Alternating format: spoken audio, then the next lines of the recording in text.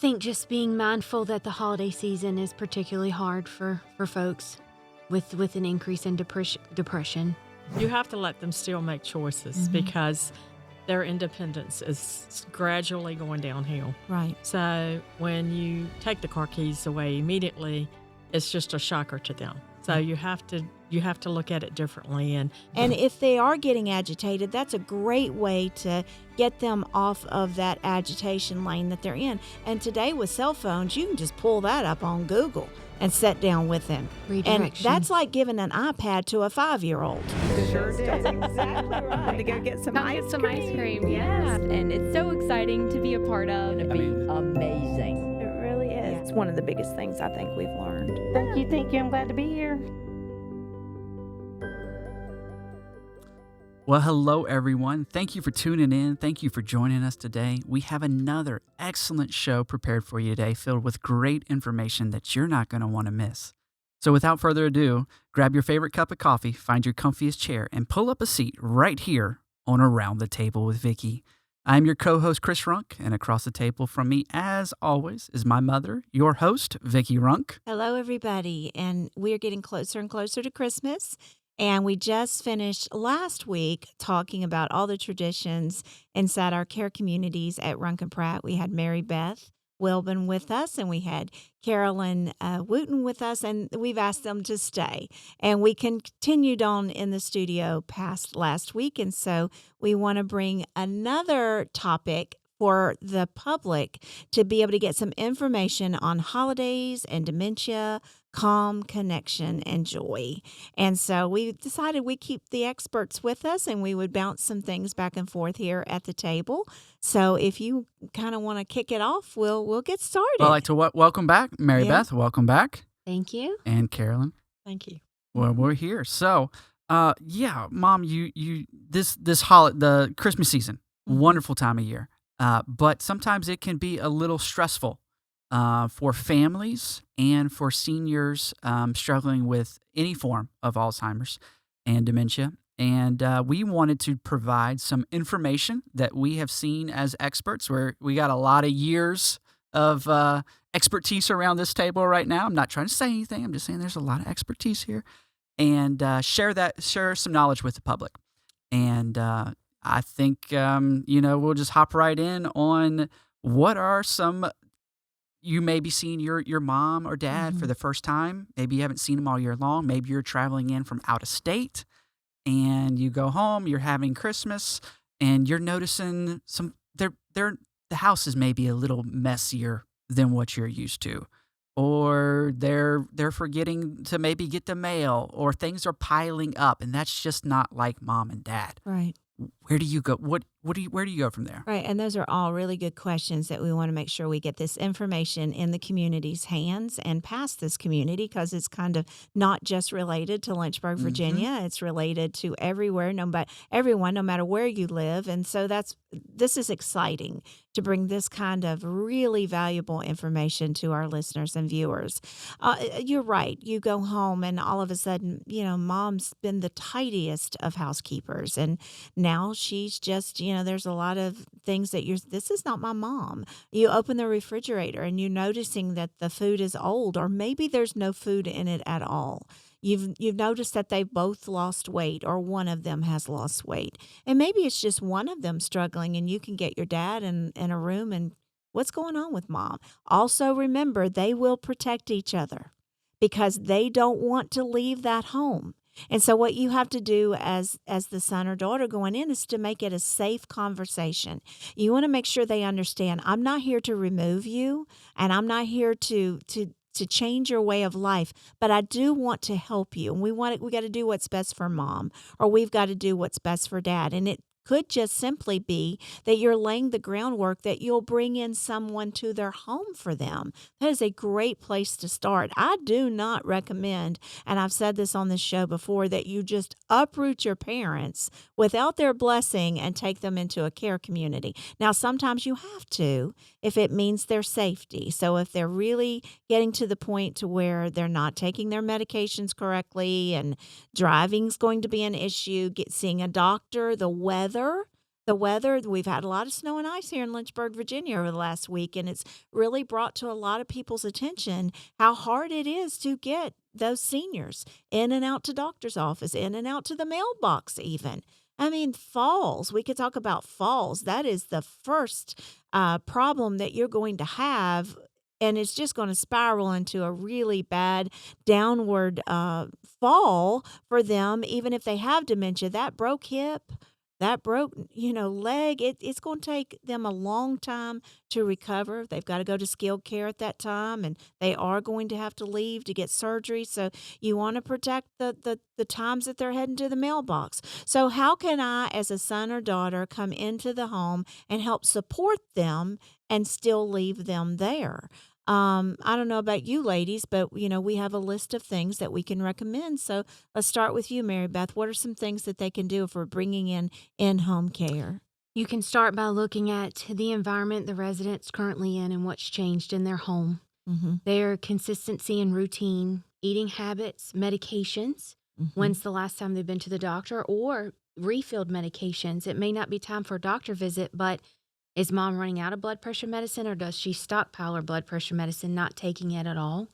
The cleanliness of the home and her linens and caretaking. Mom, when's the last time you took a bath? Yeah. Have you been to your hairdressers, especially for someone that has a standing appointment every week to go get her hair set and fixed, and now is not doing things She like that. just looks disheveled. Very disheveled. And I want to interject right here how important is if you go in and you start seeing these things, you need to make sure that you've got power of attorney Yes. over your parents, because if you were to have to exercise that power of attorney, if they've not done that and made you somebody that can speak on their behalf, are you on their medical records as somebody through HIPAA that you can call the doctor? Yes. And say, when's the last time you saw my mom? Was she exhibiting these kind of behaviors? Because this is what I'm seeing. I haven't been home in 6 months, and this is what I'm seeing. Make sure that you're legally protected on all of their HIPAA forms for the doctors.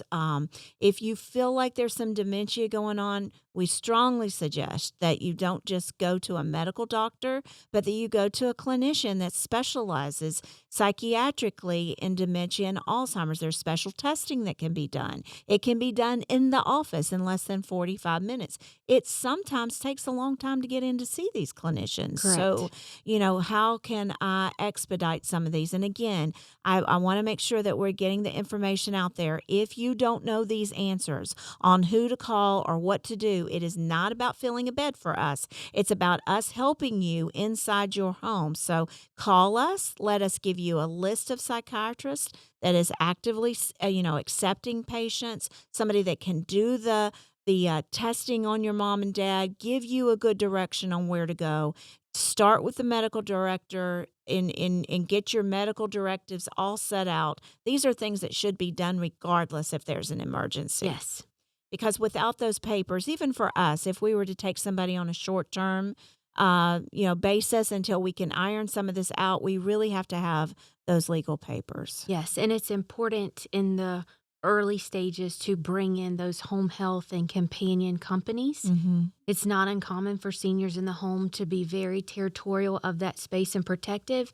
I don't need that help. You're not bringing in that lady that I don't know. That's right. Even though they're licensed, bonded, and insured. You meet a lot of resistance, so it's important to start that process early. Mm-hmm. And Carolyn, we talked about on the last show the importance of keeping tradition at Christmas and talking about keeping a family member at home. We need to make sure that we're looking at what time we're doing the holiday exchange, doing it earlier versus later in the day. Talk a little bit about that.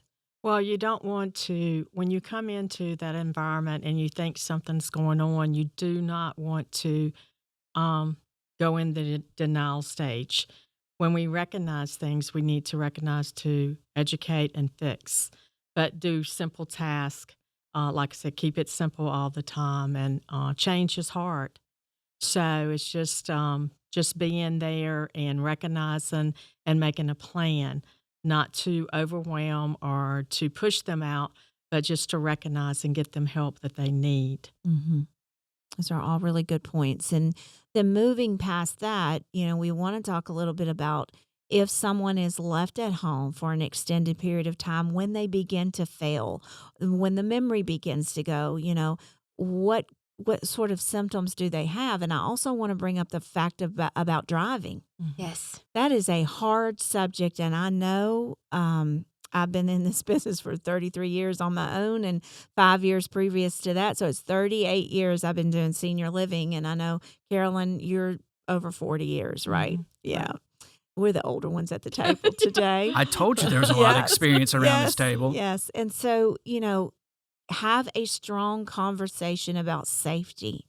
Talk about the fact that I know you think you can still drive safely, mom or dad, but what if you were to make a mistake and it would take someone's life? Make it very serious. Involve the doctor. Go have a family consultation with your medical doctor. Get in as quickly as possible to address all these things.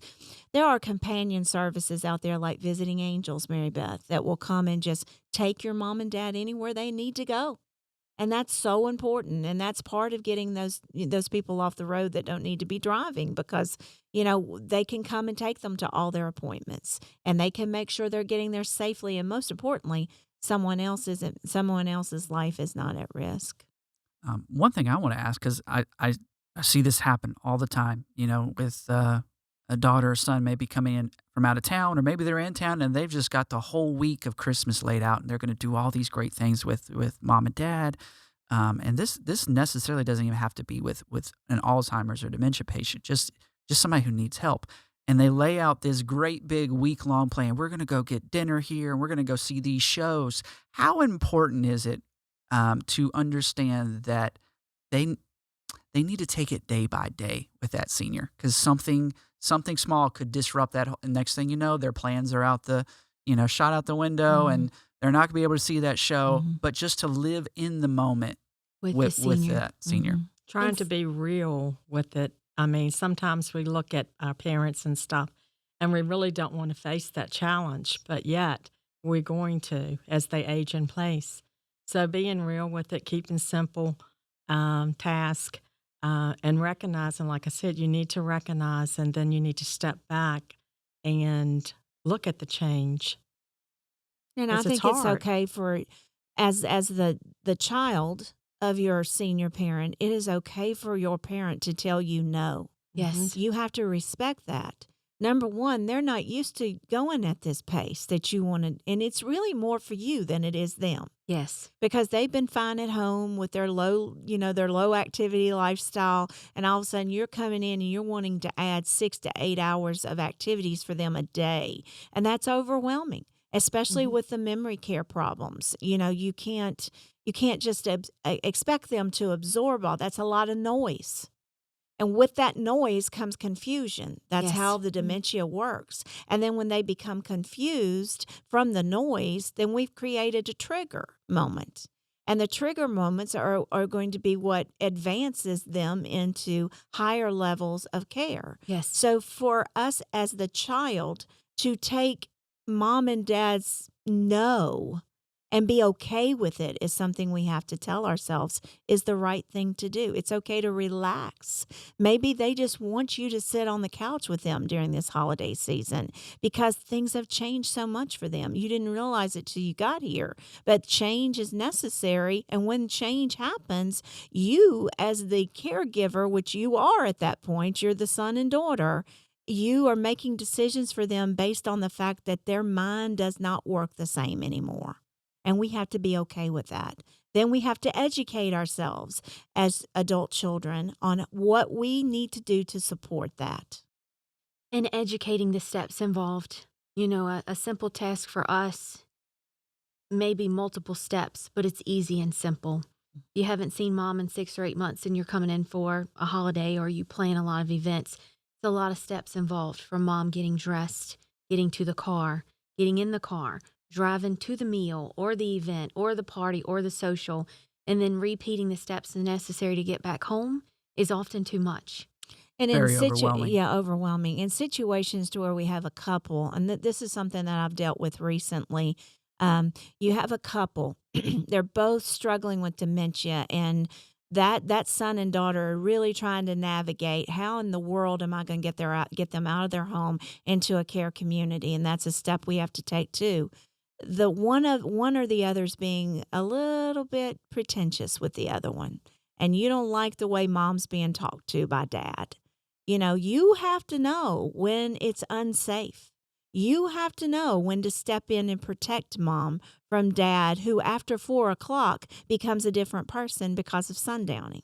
And so what are the steps I need to take? And these are all things that if you need help, again, www.runkenpratt.com, there's information on how you can speak to somebody that's trained to know how to help you do all this. We've seen some clients that will come in just for the winter months because their sons and daughters are so afraid of what the ice, and because in a dementia patient, they don't look out there and see the ice and the snow as a barrier. They just know they got to get to that mailbox. They're not understanding that going down the steps and heading to the mailbox could cause a major catastrophe in their life. So, all of that reality orientation that needs to be done on a regular basis, you really cannot leave this situation to go unattended. And 9 times out of 10, mom and dad are not going to age together at the same pace. No. So you have the curveball of determining which route is best to support mom and dad both on this journey, because they will not age together. Right, and they are going to always protect each other. Even if one is being, in a situation where he's a little rude after 4 o'clock and says some ugly things to mom, and you just can't understand because that's not dad. No, it's not dad, but it is the dementia. Yes.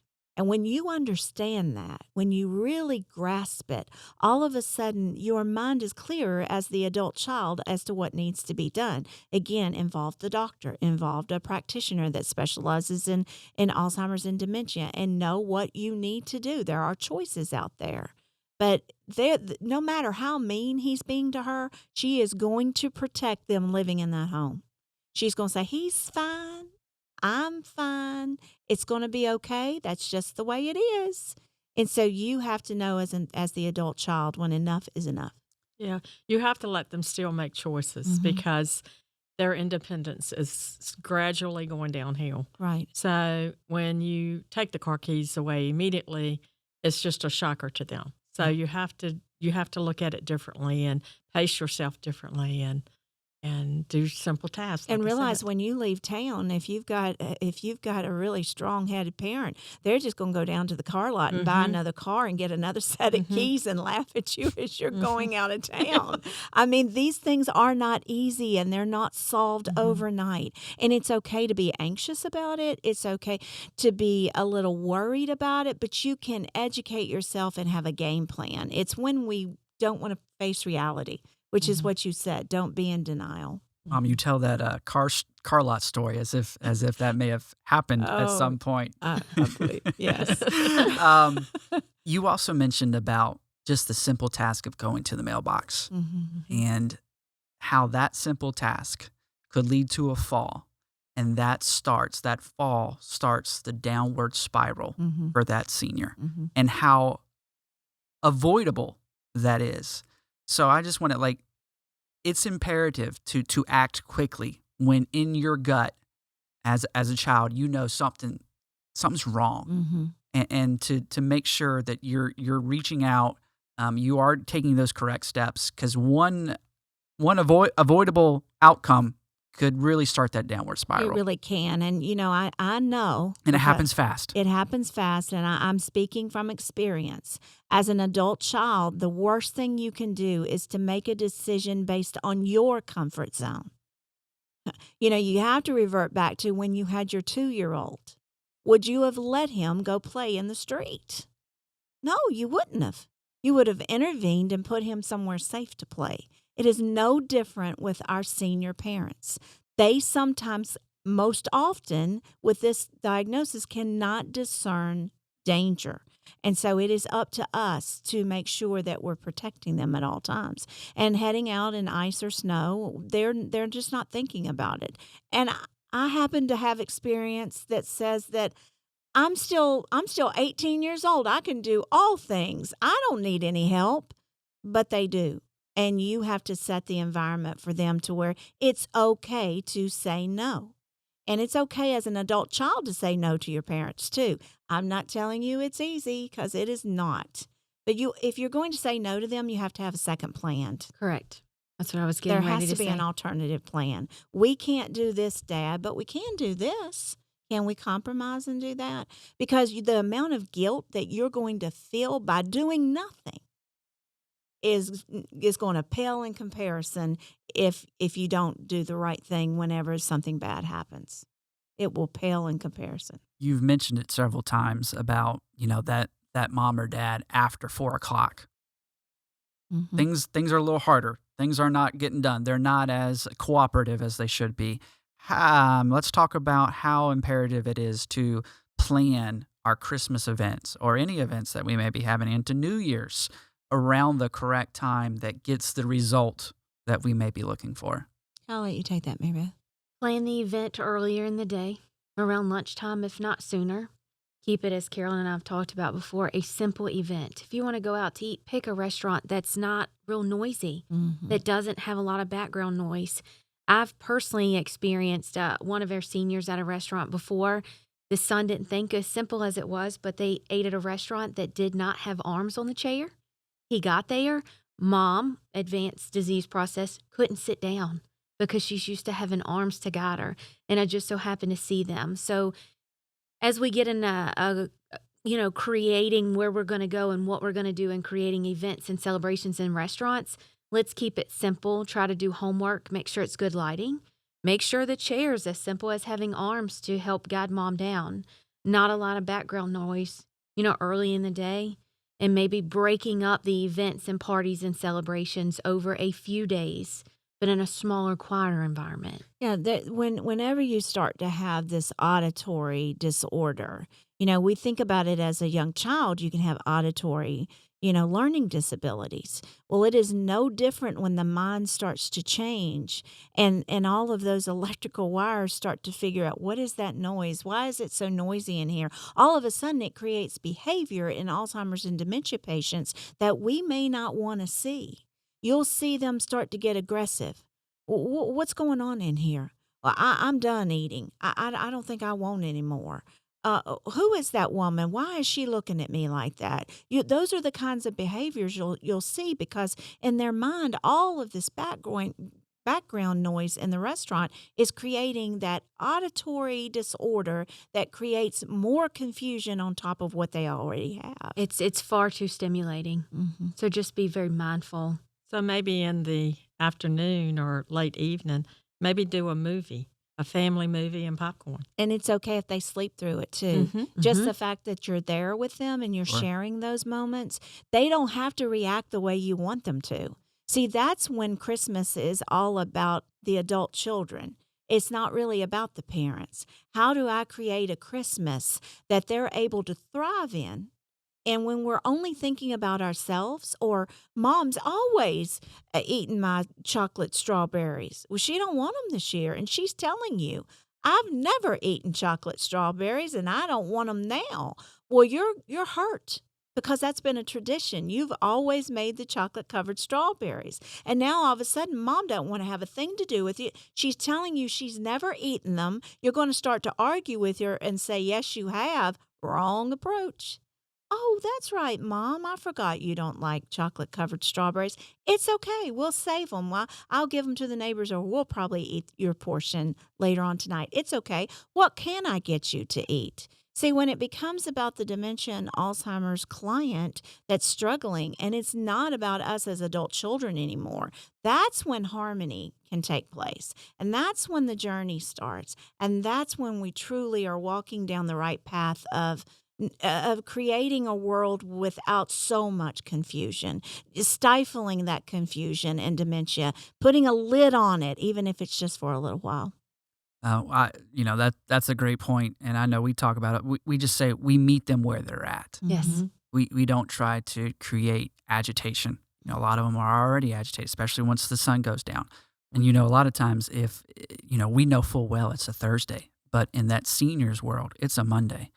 we're gonna agree with them in that exact instant, and we're gonna say, absolutely, it's a Monday, and we're just gonna meet them right where they're at. And that really does. You mentioned the food, and that's a great example of just not. You don't even start that process, Now, right? I've seen an adult child actually get so angry and mad over the fact that their father no longer wants to eat what they've traditionally eat, and they're taking it personal. You can't do that. You have to understand he truly has no memory of eating what it is you want him to eat that he ate all of his life. It's no cut on you. It's the mind. And that's where adult children really have to educate themselves on dementia and Alzheimer's. And it is not for the faint and weak at heart. And you will cry more times over and over. But if you understand the disease, then it gives you this overwhelming power to combat those terrible feelings that you're going to feel, because there will come a time that he's not just not remembering what he ate and used to eat. He may not remember who you are. How are you going to handle that if you can't handle the fact he's arguing with you over what he used to eat? Or the shoes he likes to wear. Right. Mm-hmm. I think routine, Yeah. Carolyn. And, sometimes families will get upset when they do not remember them. So, and I was like, it's short-lived, believe me. It's short-lived. Just hang in there, and I'll be back tomorrow. Okay, we'll be here. Mhm. So, and it's a different story. Yeah, and to rely on the staff. If you're bringing in people to care for your parents at home, that's your first step. That's what you decided to do, because we're focusing right now on giving information to the community about living at home. Rely on the staff that you've brought in to help take care of mom and dad. Ask the difficult questions. Are they letting you bathe them? Are you hearing bickering back and forth? Tell me what you see. Tell me your version of what's going on with them daily, because mom's version when you call her is going to be totally different, because again, she's protecting. She doesn't want to leave home, which none of them do. She's protecting that environment, and she'll say what she needs to say to you to do that.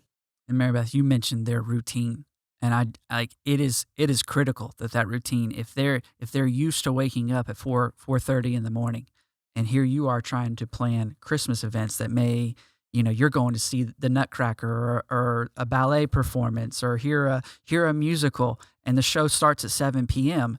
and you do all the work to get them there, and you look down the road and they're asleep. Mm-hmm. You're gonna be like, what the heck? I planned all this out, and they're not even enjoying it. It's Christmas, but they just, help They've me. been up since 4:30 You're- a.m. Yes. Yeah. Yes. Mhm. And that's tough. It is, but It's tough. again, education, listening to podcasts. I've been sharing a lot on my social media about Teepa Snow, TEEPA Snow, SNOW. She has a wonderful podcast series. She brings it down to reality. We use a lot of her stuff in our communities, our approaches, and how we train our staff. And I would encourage you to self-educate yourself. If you're trying to walk down this road and you know nothing about dementia and Alzheimer's, you're going to be very frustrated as we continue into the process. We kind of touched on it, but validation versus correction. Mm-hmm. What Which does is that? hard to do, especially if you're an adult child and you're used to being right all the time, right? And I'm speaking from experience here. I just saw you perk up a little bit. Perked up a little You bit. sat a little higher in your seat. That is really hard to do when you know that your mom and dad absolutely are not correct, but you are. It's imperative, and I'm going to say it again, it is imperative that you just go with the flow on what it is that they're talking about. That's right, Mom. That's right, Mom. You don't have to be, this is the time you don't have to be right. Take a break from being right all the time. You can just be in their world, and it's imperative. If you don't do that, they're going to start to resent you, and they're not going to want to have anything to do with you because you're Miss Smarty Pants and you're always telling them that they're wrong. Yes. I So see- you have to be a good listener. Yeah. Yes. And be And patient. I would definitely say take a step back and pick your battles. Mhm. because he's been on the show, I'm just going to say the name of his book, John Maxwell. Yes. We like to say high road leadership. That's right. And that is an exact moment in my mind that is a high road leadership moment. Yep. As a child. Mm-hmm. You know full well that you are 100% in the right, and you're just going to take a step back. Yeah, I mean, it's so pick easy your to battles. say. You know, I'm 60 years old. I've lived the majority of your life with you, and you know full well you're not right. They don't, or they wouldn't have said it. Mm-hmm. And that's when you have to, take a step back and say, I don't have to be right this time. I just have to be present with my mom or dad. Mm-hmm. You know, Mom, another big topic that happens at the holidays is, especially when you got a husband and wife living together at home, and one may be the caregiver for the other, but that person wants to go out and go Christmas shopping, or they want to go on the trip with the family, but the other member that has the dementia is just like, no, I'm good. I'm going to stay here. I'll stay here for an hour while you go get dinner. Don't worry about me. Mm-hmm. Which is fine. But a lot of times that puts us in a very nervous state of what may happen while we're gone. Mm-hmm. So talk about a little bit, what can we do in the safety and health field while they may be alone, and how to prevent anything bad from happening while you're not there. If you're going to leave them at home, I really feel like it's imperative to have cameras set up inside the home so that you can drop in and view on them. If they're sitting in their chair watching football, then you just want to keep look on and make sure that you got a camera outside. They're not outside at the mailbox where they've fallen. We've just talked about that. You might want to take the car keys with you when you leave so that they don't just get in their mind. They haven't driven in at least a year, but all of a sudden they think they're going to go down to the market and pick up a lottery ticket, or pick up they need some milk. So they're going to take that back home because, again, they don't live in that moment. They're not thinking about what if something happens. They're just thinking, I got to go get this, and how am I going to go get it? So I think cameras being in the home, alarming the doors with the sensors that, you can even get it on your phone now where you can see a door's been opened. Mm-hmm. So if you are going to live, you might say, well, my father's never had any, background of leaving or trying to get away from home, but you just don't know. We don't know when that's going to happen. And I wouldn't want to see, I've plenty of news around here locally, and I know it's nationally too, to where someone that has Alzheimer's and dementia has found their way away from home and we can't find them.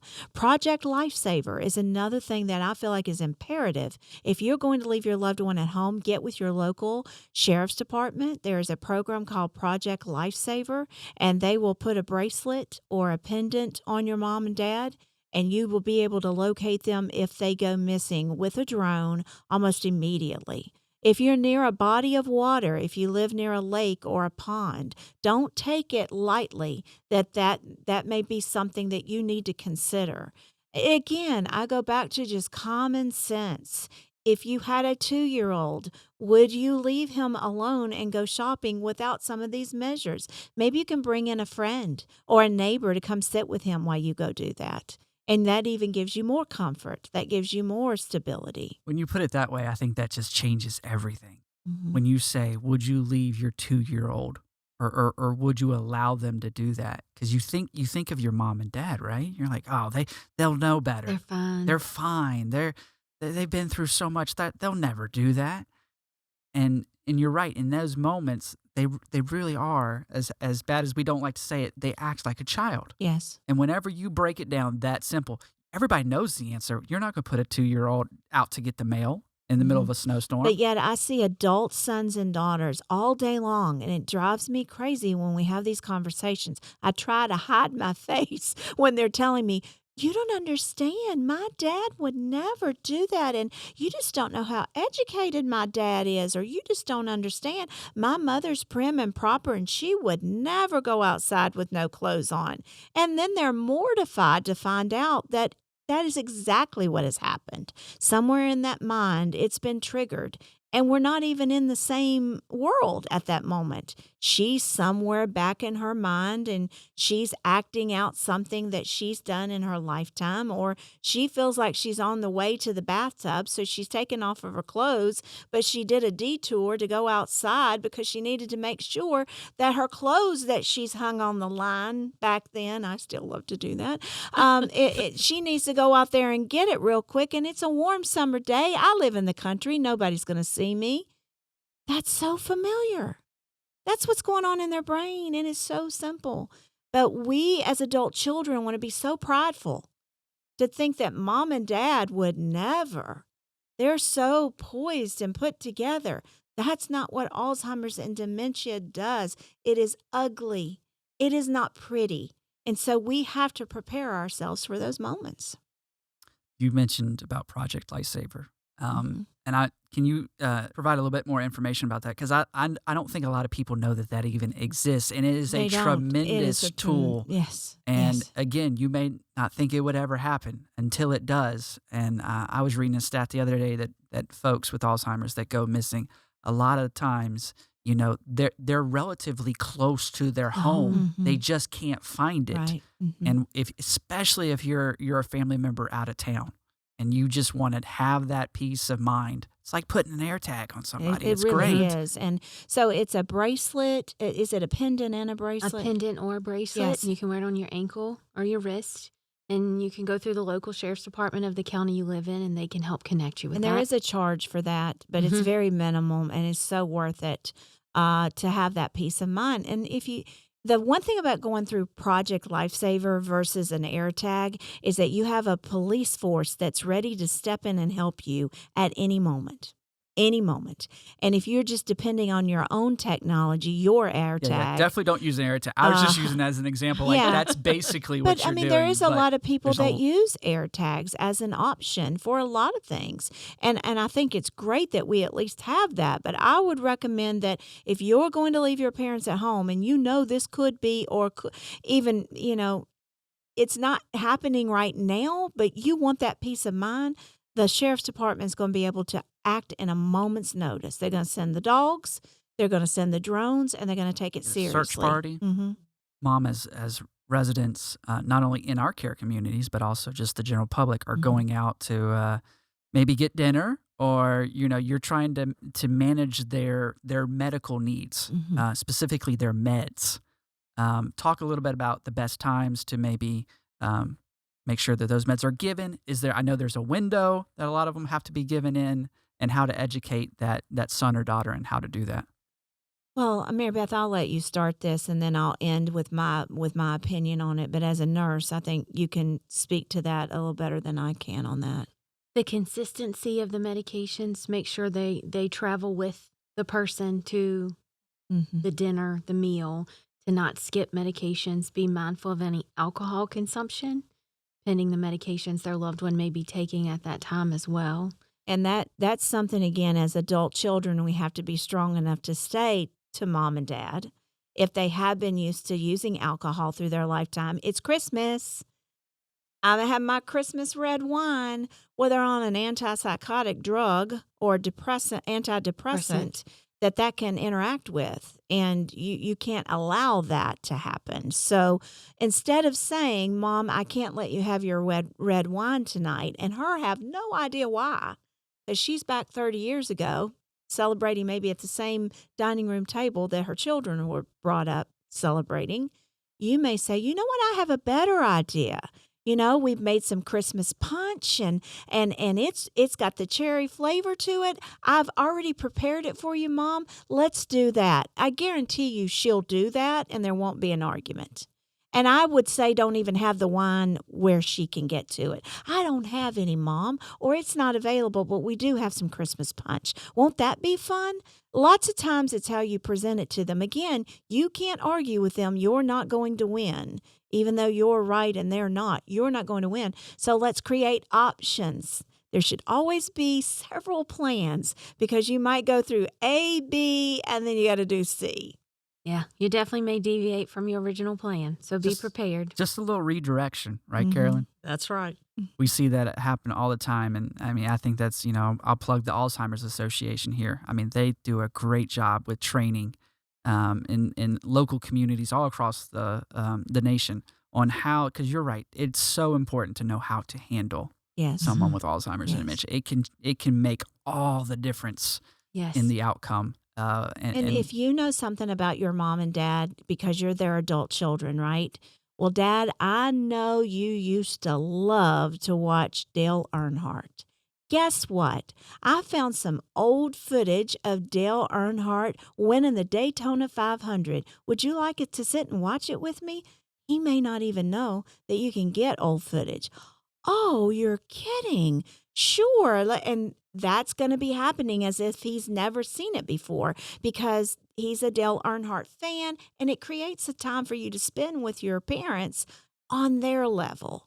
And if they are getting agitated, that's a great way to get them off of that agitation lane that they're in. And today with cell phones, you can just pull that up on Google and sit down with them. And Redirection. that's like giving an iPad to a 5-year-old that is throwing a temper tantrum. So you have to figure out what works for your dad, what works for your mom, and you know them the best as adult children. You're still in control of creating this environment at home. What works best? Is there a TV station on their TV that's available to them that's creating harm to them? Mm-hmm. Are we watching too many war movies? And all of a sudden we remember our history in the military, and that's creating a little bit of testosterone that's flowing a little bit too much with dad. No wonder he's aggravated with mom. Those are things you have to worry about. The Weather Channel. Yes. Mm-hmm. That's a big trigger. I see this hurricane coming. Ethel, we've got to pack up and get out of here now. I mean, there are so many things that we as caregivers and administrative staff have done through the years in the homes that we could probably write a book on, actually, that can help people at home. And again, as an adult son and daughter, you're just not going to think of this because it's nothing that you've been used to handling. It's not like going out and buying a car. You know, most of us know what kind of car we need. With this, it's very different and very individualized. Mary Beth, I brought up meds. Another key thing about meds is I think allowing a son or daughter coming in, and they may see that they think mom and dad's taking their meds, and they're under the impression that they're taking everything they should just as the doctor prescribed, and then they open that cabinet, and the pill bottles are full, and they're not. I think that could be even a step to being like a trigger that, hey, Yes. they're forgetting. Yes. Right? They're forgetting, or the stance is, I don't need that medication anymore. The doctor prescribed it, but I don't need it because I feel fine or I'm doing fine. So it's important to look at the labels, the dates they're prescribed, how long they've had them, Count the them. quantity that's left. And there are lots of tools and resources to help with med management in the home. You know, there are automated pill boxes. There are pill boxes with technology that can connect to your cell phone that will alert you at certain times, open certain sections of the box if it's that time to take the medication. So there are definitely resources and tools at home, but big warning signs if medications are not being taken. They're expiring in the cabinet. And you start seeing behaviors or a big change. Because the medication's not getting in them. Right. So how can it help? And the flip side of that would be... Which messes up the entire care plan that Yes. doctor may have Yes. prescribed. Exactly. Yes. Or taking the medication incorrectly. You know, going through it too quickly. Then it's prescribed, it's a refill too soon. You can't get that medication. Well, let's look at why, Mom. Are you taking it 2 times a day, 3 times a day? What is it prescribed for? You're running out of it quicker. Then we may have another problem on our hands with dosing and inappropriate And again, administration. I go back to being an adult child. You cannot feel guilty about asserting your authority if you know you're leaving them in an unsafe situation because they didn't do that to you when you were 2-year-old. They didn't. And it's hard and it's not easy to take the reins and say, okay, this is what we need to do. They're going to pout for a little bit. But eventually, if you handle them the right way, and here's 3 choices, Mom. Which one of these do you want? Which is going to work best for you? Just like Carolyn said, they've got to have choices, and it's going to be up to you to navigate that. And if you don't know what those choices are, call someone for help. Call someone that you know's been down that journey to help you with the choices. Some adult children may have no idea where to begin or what choices to offer. That's such a good point because we counsel with families so many times once it gets, like for me to be brought in, it's at a really critical stage. And so I'm amazed at the lack of education and the lack of understanding. And then when we try to put it to them in simple terms, then we begin to have a relationship of guidance and question and answer time.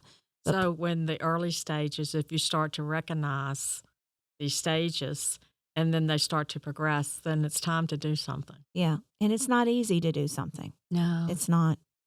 You mentioned doing something.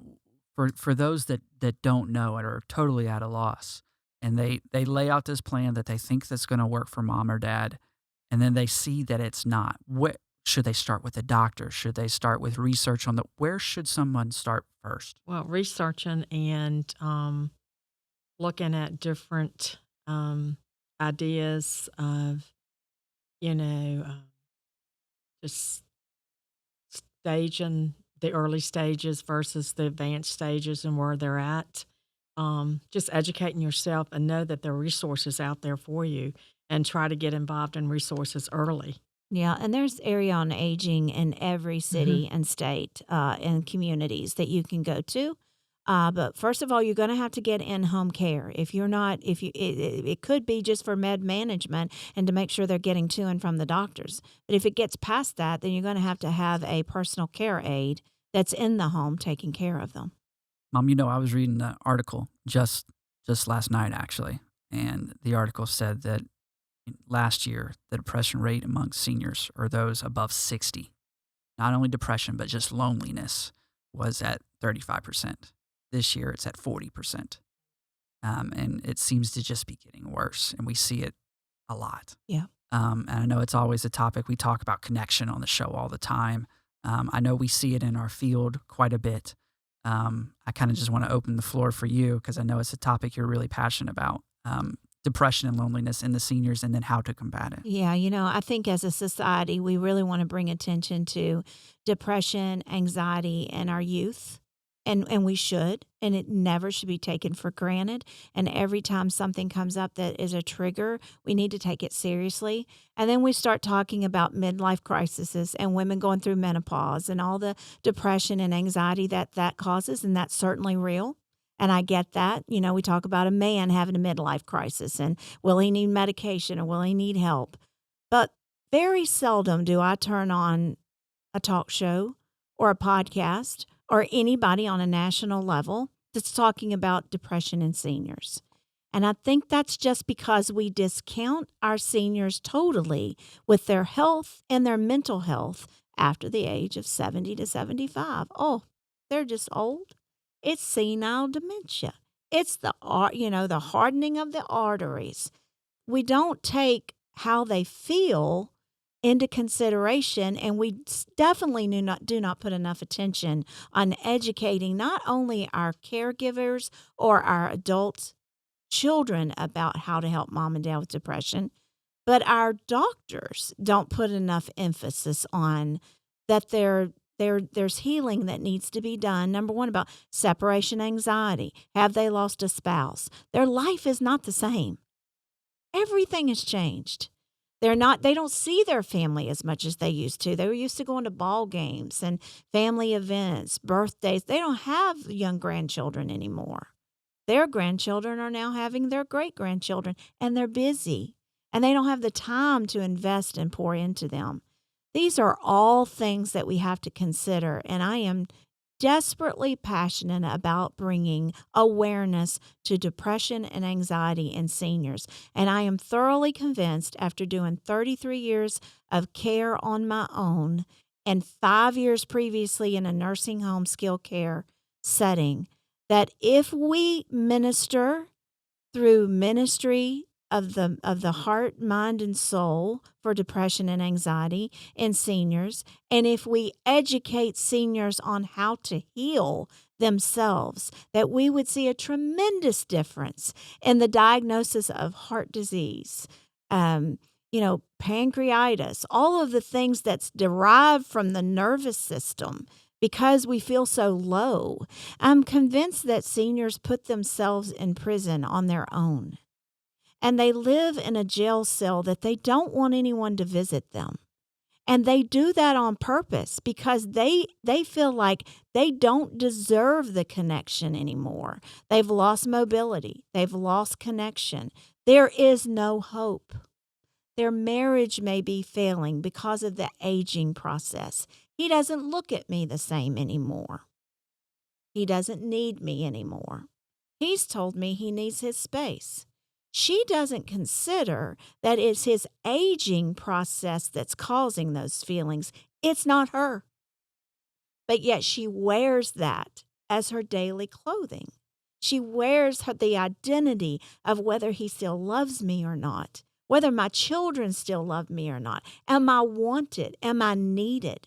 So I think education with seniors have to come first. And then the ability as adult children to recognize when mom and dad need help with a psychiatrist to get through the anxiety and depression. And we should never take it for granted. Never. Wow. That was quite the speech. Mary Beth, Carolyn, anything you'd like to add to the front of depression in seniors?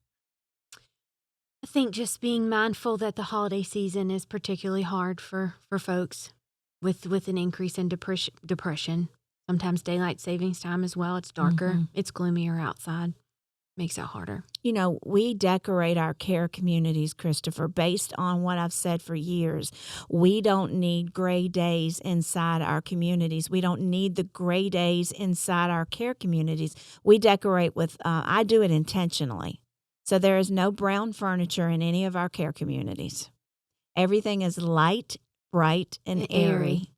We use the periwinkles. We use the pinks. We use the peaches. We use the mint greens. There's something I've coined now called Vickie Blue that I have used in all of our care communities. You're not going to find any black chairs.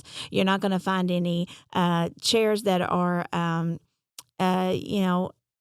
dark to where it brings down the environment. You're going to see wallpaper that's full of flowers and growth, botanical scenes. You're going to see everything that makes the soul scream spa. And I have done that intentionally because 33 years ago, I watched seniors die from loneliness and depression because they looked out their window and all they saw was gray days. There was nothing to look forward to. They had no hope and there was no way of healing their mind. I know you have talked about this before, but somebody who has lost a spouse, and I'm thinking about it at the widows event, and there was women that came up and said, I've lost the love of my life. I just don't have a lot of drive to continue to do anything. I don't know where to go. I don't have friends. He was my everything, or she was my everything. And you've given some pretty impactful and powerful advice to some seniors struggling with that. Yeah. I know how I would feel if I lost your father. And I try to take that into consideration when I'm sitting with a senior. We're talking about the loss of their love.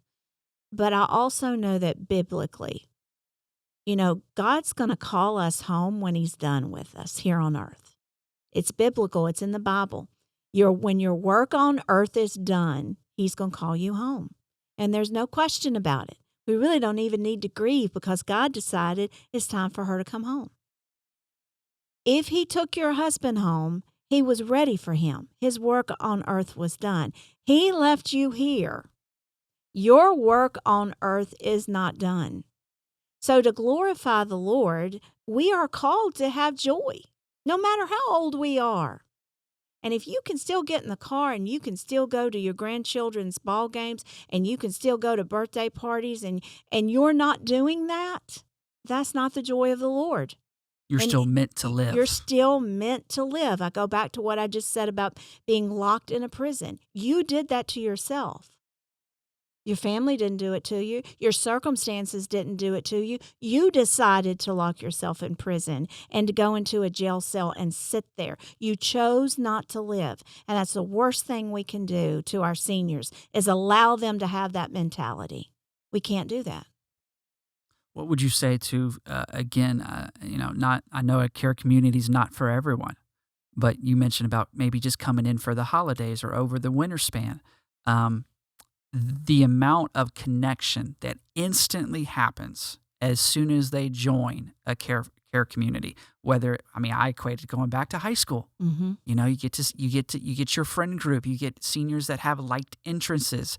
You get to go out on activities. The immediate impact of having maybe nothing to look forward to during the day when you're at home by yourself, to then instantly having 200 other seniors around you that are. They look like you.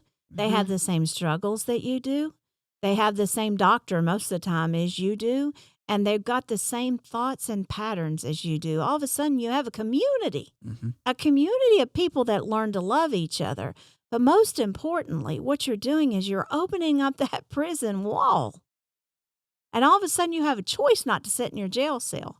And listen, if community living is not for you as a senior, don't do it. But you can go to senior bingos with the rec department. In any city or state in which you live, there is a senior program in every county, city, or state all across America. You make it your business to know what the calendar is. You make it your business to intercommunicate with those people and to have a relationship. And all of a sudden, you're making friends. You're having a reason to live. In order to heal a senior's spirit from a loss, they have to actively be involved in helping themselves heal. They become a volunteer. Yes, volunteer. Go into those care communities and where you don't want to live. Most of the time we get them. I know. Most of the time we get them once they come in and see how great it is. That's a great option. Volunteer. If you don't want to go into a care community, go to the hospital and volunteer. The best thing to be able to show these seniors is that you still have a purpose. And you can be grateful for whatever God dealt to you. You can still live in joy. And they have to be reminded of that. Because wherever you're volunteering, there'll be somebody that values you. Even if your family doesn't. You can find somebody. And living in a grateful state of mind, I know I've lost my husband. I know I don't have the same life. But God, I'm grateful that you've left me here. I'm going to do my best to get up every day and face what I have to face. Even if it's alone, because I know you're in control of my life. And letting them, when they're moving in our communities, letting them decorate their room. Let them have choices and decorate the room and make it comfy and home. And then they venture out and grab a friend. Yeah.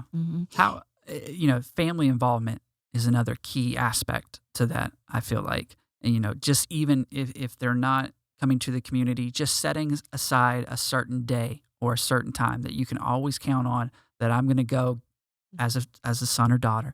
I'm going to go get lunch with mom or dad, or I'm going to make sure I take them to the grocery store at least once a week. Everybody's got their busy lifestyle, but how important is it for that family to stay involved and to help maybe if they know they're struggling, kind of pull them out a little bit. It's ultra important. And it's also got to be something that is intentionally done by that adult son or daughter or grandchildren. It doesn't always have to fall back on the adult son and daughter. We've talked about the sandwich generation lots of times on this show about how hard it is to, still be raising adult children that are in their early 20s and making sure that they get the attention that is still needed as parents, but then you got your parents and they need to be picked up at this time and taken to the doctor. That sandwich generation for adult kids is very, very hard. It's hard to navigate.